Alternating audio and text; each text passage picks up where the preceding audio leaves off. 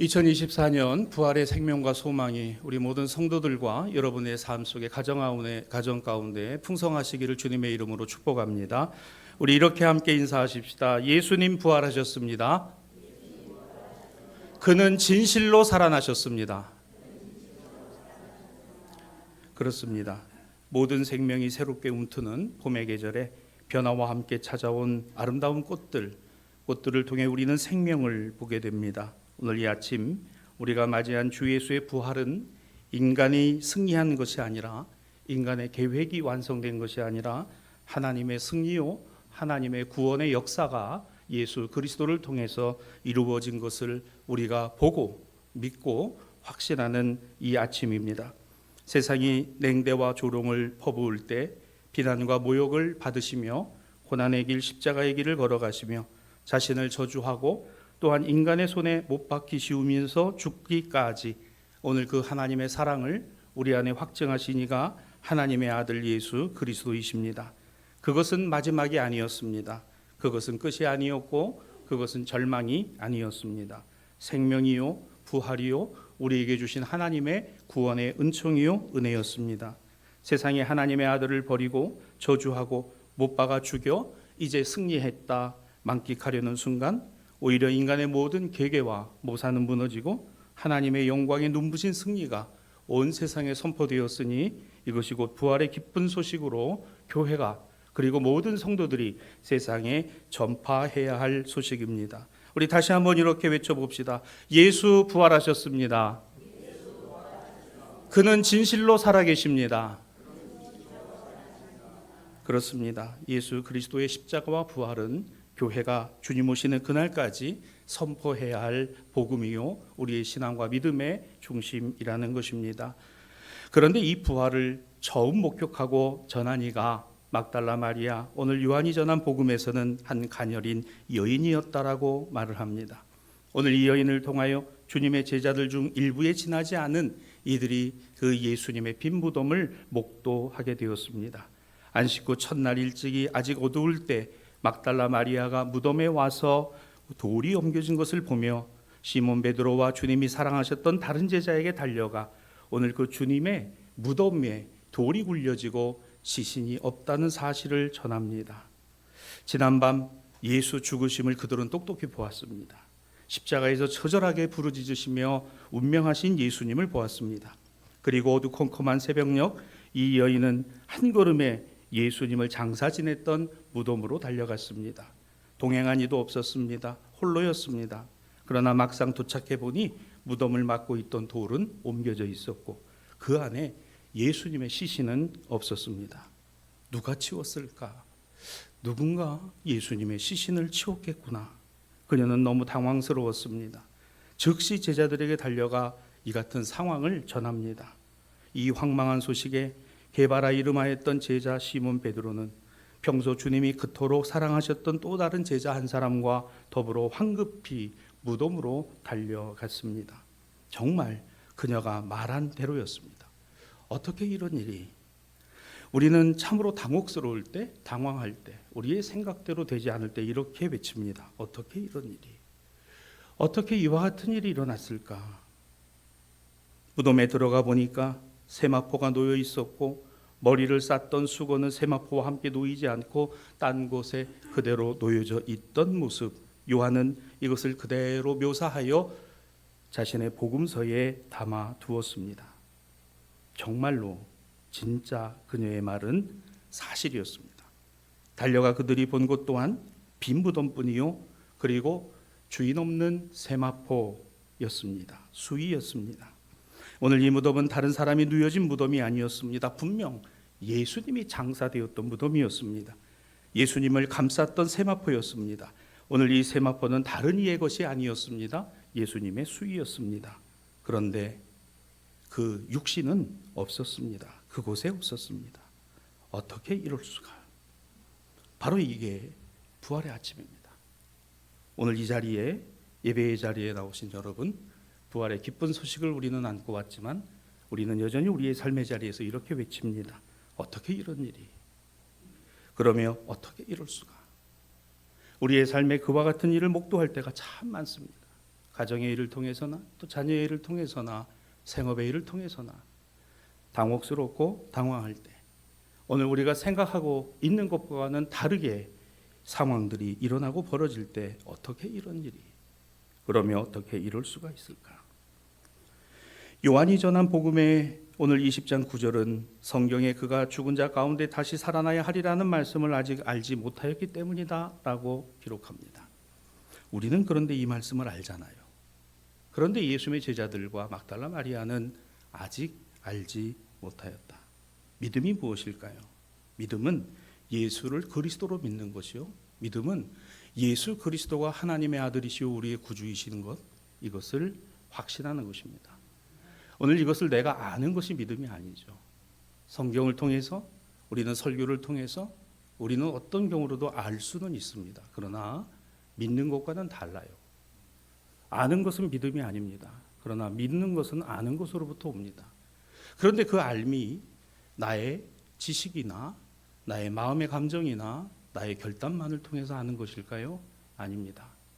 오늘 내 힘과 내 능력, 범위 밖에 우리는 강제적인 강력한 하나님의 은혜 안에서 사랑 안에서 능력 안에서 알게 되는 것이 있으니 간단한 이야기 같지만 예수 그리스도가 살아계심을 믿고 확신한다는 것은 그 내용으로 보면 쉽지 않은 것이요. 그러나 그 말로 보면 예수 살아나셨다라는 이 단순한 말을 우리가 믿는다는 것이 얼마나 어리석고 어떻게 보면 전혀 세상과는 맞지 않는 일인가 생각하지 않을 수 없다는 것입니다. 오히려 십자가와 부활, 믿음이요? 부활의 사실을 받아들일 수 있습니까? 이해하나요? 우리는 그와 같은 것을 알고 있다는 것을 혹시 믿음으로 착각하고 있지는 않을까? 예수님의 십자가와 부활 앞에 우리는 철저하게 우리가 이 사순절을 보내오며 한 주간 고난주간을 지켜올 때 우리의 마음속에 혹 나는 능력이 없구나. 나는 참 능력이 없다. 나에게 힘이 없다. 나는 참 무능력하다. 라는 것이 반복적으로 계속해서 내 안에 드리워져 있다면 저는 그게 은혜라고 믿습니다. 내가 할 수 있다. 내가 하면 된다. 내가 계획하고 계산한 대로 되는 것이 하나님의 은혜다가 사라지고 나는 할 수 없고 내 능력이 아니라 나는 힘이 없고 나는 무능하고 나는 무력하다. 나는 아무것도 아닌. 여러분 왜 그럴까요? 예수님이 십자가 지러 올라가시는 길이 그랬고 재판 받으실 때 그 자리가 그랬고 채찍을 받으실 때가 그랬고 오늘 그 머리에 가시관을 쓰실 때가 그랬고 옷이 찢기워져 십자가에 매어 달리실 때까지 예수님은 저항하지 않으셨습니다. 오늘 그분이 승리하신다고 말하지도 않으셨습니다. 그대로 무능입니다. 무능력입니다. 아무것도 아닌 겁니다. 우리는 정치인들이 잘하기를 기대하는 것만이 아니라 그들이 국민들 앞에서 솔직하게 나는 힘이 없고 능력이 없습니다. 여러분들의 뜻을 잘 받들어서 오늘 내가 여러분들을 섬기기를 원합니다라는 이 말 한마디를 듣기를 원하는 거죠. 사실은 하나님의 아들의 능력이 없으실까요? 하나님의 아들이 무능하신가요? 하나님의 아들이 힘이 없으실까요? 하나님의 아들이 권세가 없으신가요? 그런데 그분은 철저하게 우리에게 무능을 보여주셨고 무능력을 보여주셨고 힘이 없는 자신의 모습을 십자가 위에서 갈기갈기 사람들이 찢을 때까지도 저항 한마디 하지 않으시며 오히려 당신의 얼굴을 아버지께로 들어 아버지여 어찌하여 나를 버리시나이까. 여러분 우리 그렇게 기도할 때 많죠. 하나님은 내 기도 듣지 않으시는 것 같다. 하나님은 오늘 나와 함께하지 않으시는 것 같다. 그렇습니다. 예수님의 십자가 여정과 오늘 그 위에서 죽기까지 그 예수님을 가만히 묵상하다 보면 그게 내 모습이요. 아니 어쩌면 하나님이 나에게 원하시는 모습이요. 우리가 그리스도인으로 합당하게 살아가는 모습이 그와 같아야 한다는 사실을 깨닫게 된다는 것이죠. 저는 이게 은혜라고 믿습니다. 우리가 제자 베드로와 오늘 여기에 이 가녀린 여인 막달라 마리아를 통하여 얻게 되는 교훈이 바로 이것입니다. 제자들은 황급히 베드로와 주님이 사랑하셨던 제자는 달려갔습니다. 그들이 있던 곳에서 무덤을 향하여 뛰어갔습니다. 그리고 그녀의 말이 진실이었다, 사실이었다는 것 알았습니다. 그러나 9절 말씀처럼 예수께서 죽은 자 가운데서 다시 살아나야 하리라 하신 말씀을 아직도 알지 못하였다. 얼마나 많이 주님이 말씀하셨던가요? 제자들과 함께 하시는 3년 동안에 주님이 하신 말씀과 그분이 걸어가신 그 길이 어떠했던 것을 과연 제자들이 몰랐을까요? 오늘 그것은 자신들에게 해당되지 않는다라고 생각했을 겁니다. 우리가 오늘 여기서 이 부활의 아침에 생각해야 할 첫 번째 것은 이겁니다. 예수님은 어느 사람 앞에서도 당신의 부활을 보여주신 게 아닙니다. 예수님은 어떤 사람 앞에서 짠 내가 부활했다라고 보여주신 일이 아니었다는 겁니다. 그 어떤 사람도 보기 전에 주님은 부활하셨습니다. 누구도 보지 않는 바로 그곳에서 주님은 살아 계셨습니다. 빈 무덤 앞에서 막달라 마리아가 당혹스러워하며 왜 울었습니까? 그녀 앞에는 자신이 보기에는 동산지기의 한 사람인 것처럼 보이는 이가 서 있었을 뿐입니다. 열심히 달려와서 보았으나 그가 살아계신 예수님이 아니라 동산지기의 한 사람으로 여겼다는 것입니다. 하지만 우리는 알아요. 그가 누구셨습니까? 예수셨습니다. 어떤 주님이십니까? 부활의 주님이셨습니다. 제가 알고 여러분이 압니다. 그러나 오늘 이 아침에 이것이 아는 것으로 끝나는 것이 믿음일까요? 오늘 우리의 삶에 가장 가까이 계시는 주님, 우리의 가정 안에 계시는 주님, 우리의 자녀들과 함께 하실 주님, 여러분의 삶의 일거수일투족을 주장하시고 인도하실 주님이 서 계심을 보게 되길 바랍니다. 그 주님이 살아계시면, 그 주님이 부활하신 거면 분명히 나와 가장 가까이 계십니다. 내가 못 깨닫는 것뿐이죠. 내가 믿지 않고 있는 것뿐입니다. 요한복음 20장 14절로 15절입니다. 예수께서 서 계신 것을 막달라 마리아는 보았지만 예수이신 줄은 알지 못하였다. 예수님 말씀하십니다. 여자여 어찌하여 울며 누구를 찾느냐. 동산지기가 하는 말인 줄 알고 당신이 옮겼습니까? 우리 예수님의 시신을 옮겼으면 어디로 옮겼는지 내게 말하소서. 그러면 내가 예수님의 시신을 옮겨가리이다. 저는 이 말씀 가운데 여러분과 함께 두 번째로 생각해 보고 싶은 게 있어요. 우리는 살아있는 것을 귀하게 여기고 생명 있는 것을 소중히 여기고 그것을 사랑해야 합니다. 그것은 인지상정일 뿐만 아니라 우리의 신앙과 믿음은 예수님의 시신을 옮기는 게 신앙과 믿음이 아닙니다. 살아계신 예수님이 지금 내 앞에 서서 말씀하심을 깨닫는 것이 신앙과 믿음인 것이죠. 우리는 흔히 은혜 받았다는 말을 많이 씁니다. 어떨 때 우리가 은혜 받았다는 말을 쓰나요? 내 생각과 내 계획을 바꾸시는 하나님, 그 안에서 응답하시는 하나님, 그 안에서 나를 주장하시는 하나님, 그러며 내가 미처 깨닫지 못한 것을 알게 하시는 하나님, 우리는 은혜 받았다 이렇게 얘기를 하죠. 이게 어떻게 가능할까요? 주님은 살아계십니다. 주님은 나와 함께 하십니다. 주님은 지금도 내가 미처 깨닫지 못해도 나와 함께 하고 계십니다. 내가 예수님의 십자가의 죽으심을 지켜보고 절망하고 낙심하고 울며 주님의 시신을 찾으러 가는 그 같은 여정 안에 이미 주님은 부활하셨습니다.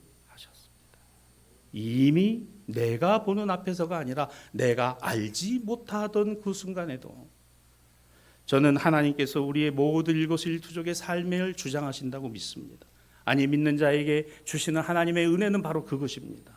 내가 하고 있는 것에서 하나님이 따라오고 계신 것이 아니라 내가 미처 알지 못하는 것에서도 하나님은 일하고 계시고 그 안에서 역사하고 계신다라는 사실입니다. 부활은 인간의 욕심이 잉태하여 나아진 결실물이 아닙니다. 인간은 그것으로 마무리 진 일이지만 하나님의 역사는 부활로부터 시작되었다는 것입니다. 저는 이 부활주일로부터 우리의 신앙과 믿음이 여기에서 끝나는 것이 아니라 오늘부터 시작되기를 바랍니다. 부활의 주님과 함께 살아있는 신앙과 믿음으로 서게 되기를 주님의 이름으로 축복합니다. 이것이 바로 부활신앙의 가장 진실된 핵심입니다. 핵심이며 진실입니다. 나는 살아계신 주님, 그 주님을 지금 가까이, 내 가까이 계심을 알고 있고 믿고 있는지. 오늘 이 막달라 마리아가 자신 앞에 서 계신 분이 예수님이신 거 어떻게 깨달았나요? 그렇습니다. 16절과 18절에 보시면 예수께서 말씀을 하시잖아요. 마리아야, 그녀의 이름을 부르십니다. 그 이름 가운데 이렇게 말씀하시죠. 오늘 그 음성을 통해서 주님이시구나. 여러분, 말씀을 우리가 공동체 성경 읽기를 오래 하고 있습니다. 오늘 그 말씀이 오늘 내 안에서 내 이름을 부르시는 주님의 음성으로 들려왔으면 좋겠습니다. 오늘 말씀의 한 구절 한 구절마다 어쩌면 어떤 분에게는 이 말씀이, 어떤 분에게는 저 말씀이 오늘 내 이름을 부르시는 주님의 음성으로 들려올 때 비로소 나는 하나님의 은혜를 다시금 깨닫게 되지요. 막달라 마리아는 제자들에게 뛰어가서 이렇게 외칩니다. 내가 주님을 보았다. 주님께서 나에게 이렇게 말씀하셨다. 가장 가까이 주님이 계셨어요. 가장 가까이 부활의 주님이 계셨습니다. 우리 주 예수 그리스도 부활의 주님이 여러분의 삶에 가장 가까이 계신 줄로 믿습니다.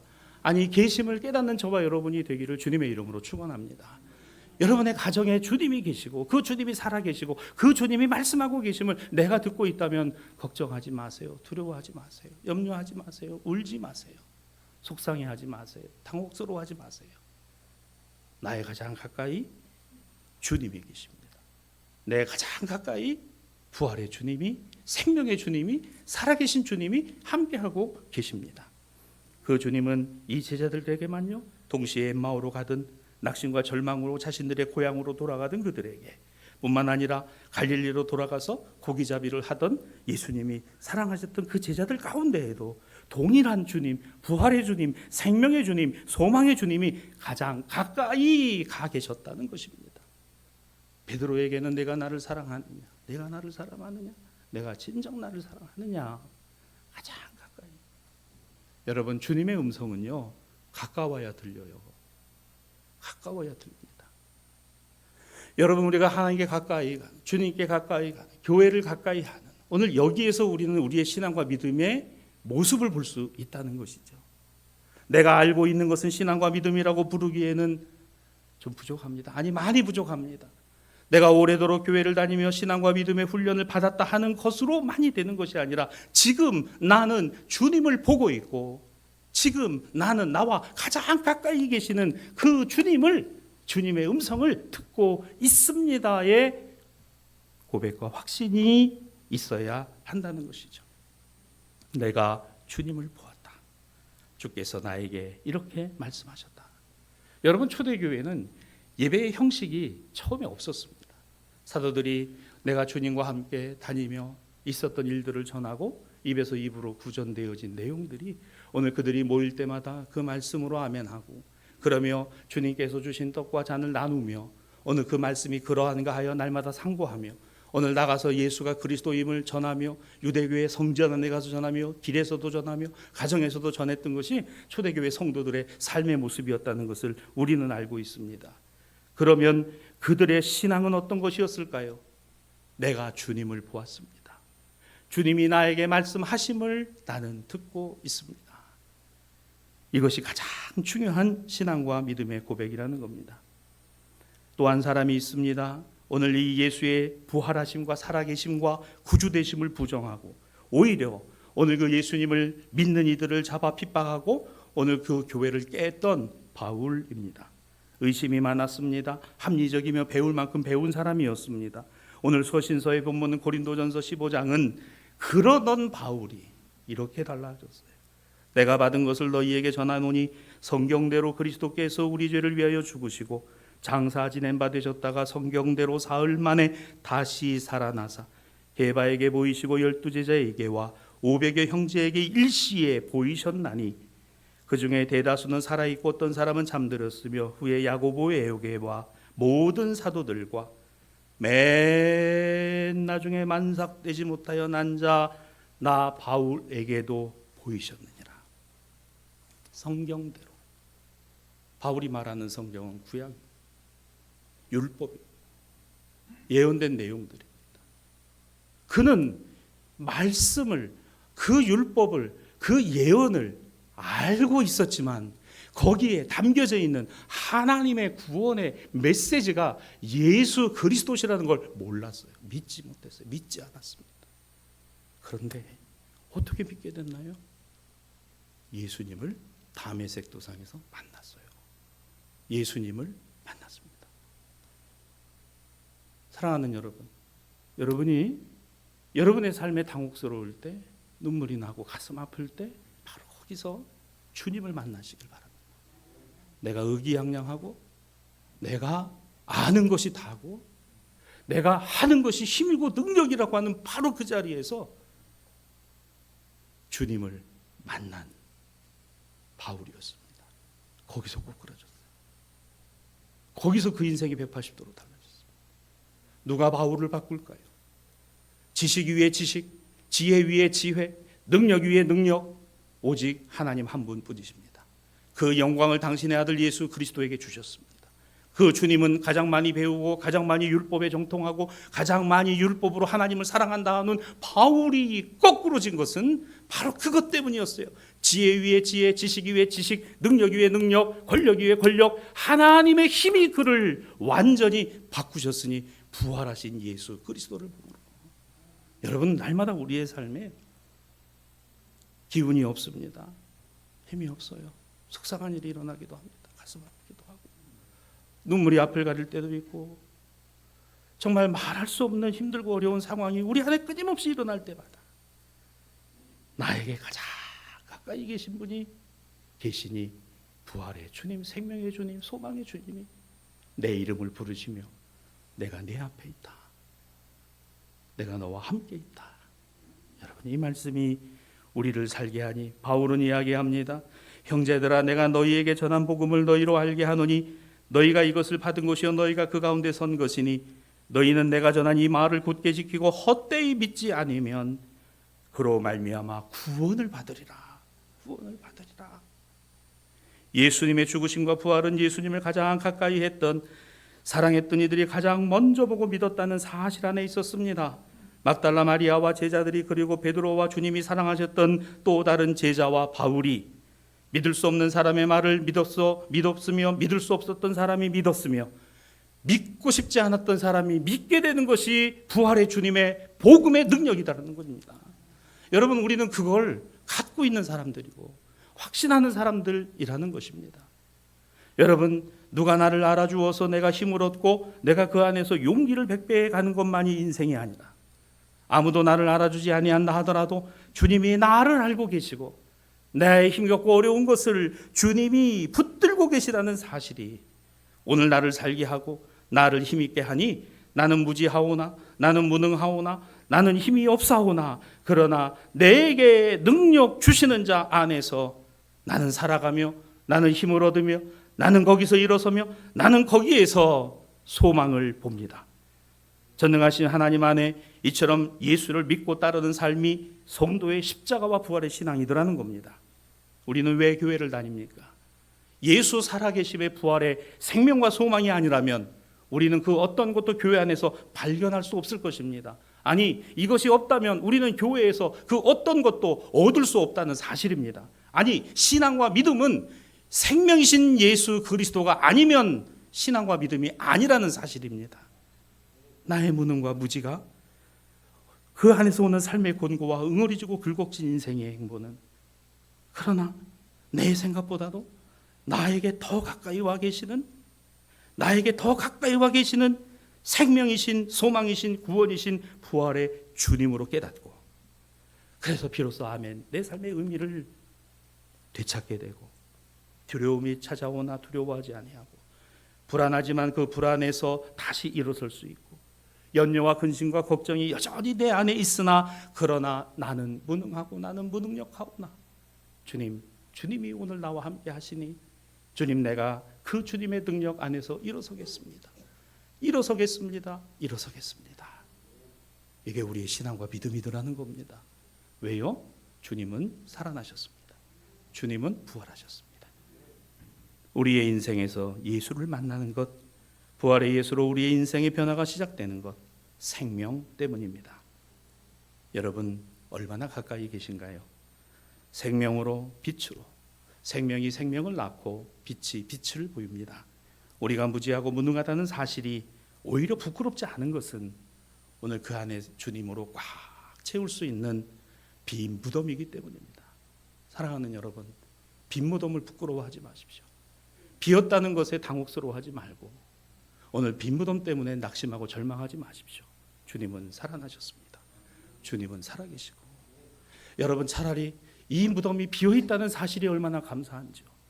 내가 가서 주님의 시신을 본 것으로 만족하는 것의 인생이 아니라 오히려 세마포가 그대로 놓여있고 무덤에 돌이 굴려져 있고 주님의 시신은 없었다는 사실이 우리에게 희망이요 우리에게 소망이 되더라는 거예요. 여러분 세상에 있는 모든 것들이 우리에게 만족을 주고 이리이리 할 수 있는 것이지만 그것이 이루어지지 않았다는 것에 대하여 우리는 당혹스럽고 힘겹고 어려울 수 있지만 그러나 차라리 그것이 하나님의 능력이 되고 하나님의 역사가 되고 하나님이 이루시는 일이 될 것이라고 나는 오늘 믿기에 오늘 이 부활의 신앙을 갖고 있기에 얼마나 복된 하나님의 자녀인지요. 세상이 우리에게 어떤 시끄러운 소리들로 유토피아를 약속하고 세상이 보다 더 나아질 것이라고 유혹한다 할지라도 그러나 우리는 주님의 음성 듣는 것으로 우리의 삶과 신앙과 믿음이 완전히 주님과 함께하고 있다는 사실 앞에 우리 자신이 감사할 수밖에 없는 이와 같은 신앙과 믿음이 되기를 주님의 이름으로 축복합니다. 말씀을 마무리합니다. 우리는 하나님이 우리 삶 가운데 계셔서 가장 드라마틱한 방법으로 역사하시기를 원하죠. 마치 날마다 우리 소망이 여지없이 무너진 빈 무덤의 낭패와 실망 앞에서 울고 있을 때 바로 그때 내 곁에 가장 가까이 주님이 계세요. 그 계심을 어떻게 알아요? 주님 다시 살아나셨습니다. 부활하셨습니다. 오늘 이 말씀이 우리에게 이것을 증거하고 있잖아요. 인간이 느끼는 두려움에는 외면이라는 것이 자리 잡고 있습니다. 홀로 있을 때, 혼자 살 때, 독방에 있을 때, 친구들이 외면할 때, 세상에서 오늘 나를 알아주지 않을 때 그와 같은 외면의 언저리에서 나 자신을 보는 것 그것처럼 힘든 것이 없습니다. 그런데 외면을 우리는 두려워하고 외면을 힘겨워하지만 주님이 나를 대면하고 계시다는 사실 앞에 소망을 갖습니다.